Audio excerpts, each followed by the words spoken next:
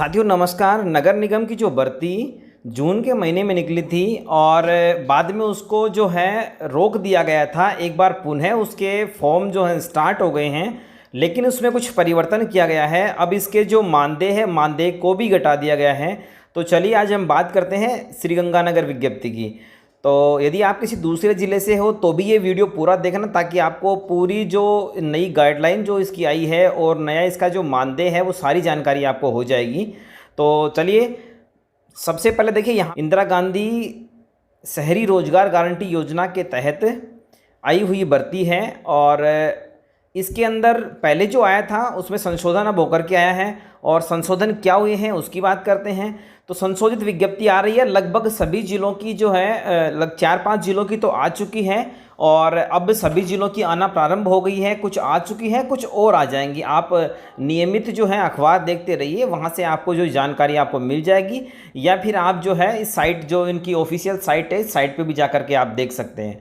तो चलिए इसको शुरू करते हैं एक बार, क्या क्या इसके संशोधन किए गए हैं इसके अंदर।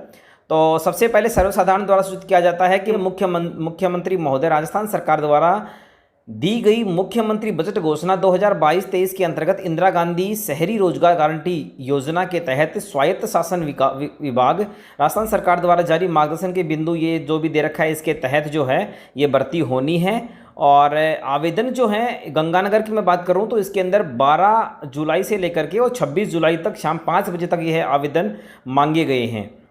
और सभी जो नगर परिषद जो लिखी हुई है, जैसे श्रीगंगानगर है और नगर पालिका उप अनूपगढ़ है, श्रीकरणपुर है, पदमपुर है, रायसिंह नगर है, यानी जो भी नगर निकाय हैं इनका इसके अंदर नाम दे रखा है। और पद देखिए, मानदेय जो था पहले कनिष्ठ तकनीकी सहायक है, इनका मानदेय जो था पहले ज़्यादा था, अब 20,000 कर दिया गया है। लेखा सहायक का 12,000 कर दिया गया है। एमआईज जो मैनेजर है उसके 12,000 हैं। और शहरी रोजगार सहायक जिसके 15,000 रुपये थे, आज उसके 7,500 रुपये कर दिए हैं। और जो योग्यताएं हैं वो तो लगभग वो की वही रखी हैं, लेकिन इन्होंने मानदेय इसमें घटा दिया गया है। और यहाँ पे देखिए तो गंगानगर और इसके अलावा रायसिंह नगर ये सब इसके अंदर दे रखे हैं। तो चलो इसमें नियम और क्या क्या परिवर्तन हुए हैं वो देखते हैं।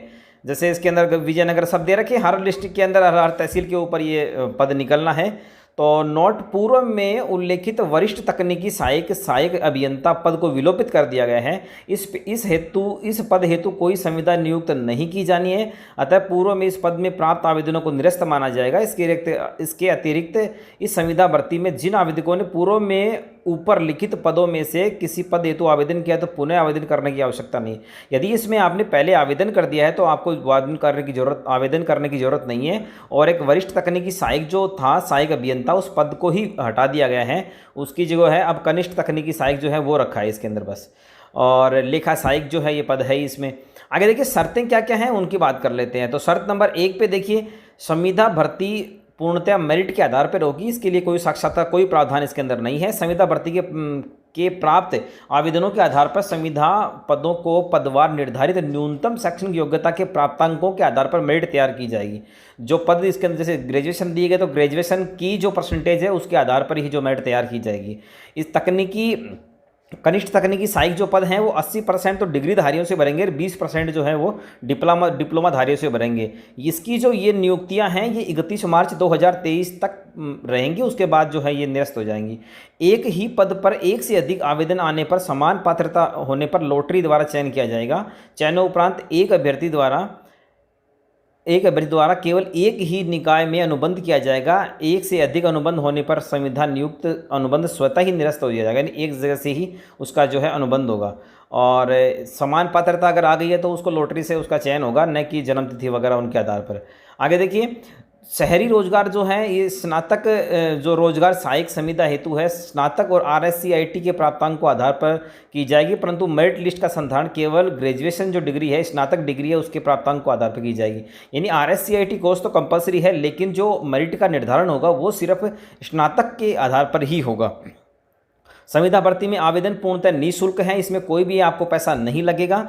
और ये जो है आपको निःशुल्क प्राप्त कर सकते हो आप। किनके जितने भी ये जो दे रखे हैं नगर निकाय दे रखे, जैसे नगर पालिका अनूपगढ़ है, श्रीकरणपुर है, पदमपुर है, इनमें जाकर के आप उनके जो डेस्क हेल्प है यानी काउंटर से निःशुल्क आप प्राप्त कर सकते हैं और बंद लिफाफे में और प्राप्त कर वहीं पे आप भर करके जमा भी करवा सकते हैं। इसके अलावा देखिए जो वेबसाइट दे रखी है sriganganagar.rajasthan.government.in पे डाउनलोड भी किया जा सकता है।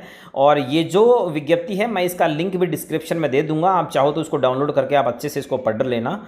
संविदा भर्ती के प्रत्येक पद का आरक्षण राजस्थान सरकार की जारी अधिसूचना 11/1/2022 के आधार पर ही होगा। न्यूनतम उम्र जो है वो 21 साल है, अधिकतम 40 साल है और उसके अनुसार छूट जो अलग से दी जाएगी। A4 साइज़ का जो आवेदन पत्र होगा और इसके क्रम संख्या 7 में अंकित कार्यालय के निर्धारित तिथि यानी जो निर्धारित तिथि है वहाँ तक आपको ये जमा करवाना है। तो जैसे इसकी निर्धारित तिथि जो आपने शुरुआत में पढ़ने बात की थी वहाँ तक इसको अपने को जमा करवाना है शाम 5 बजे तक।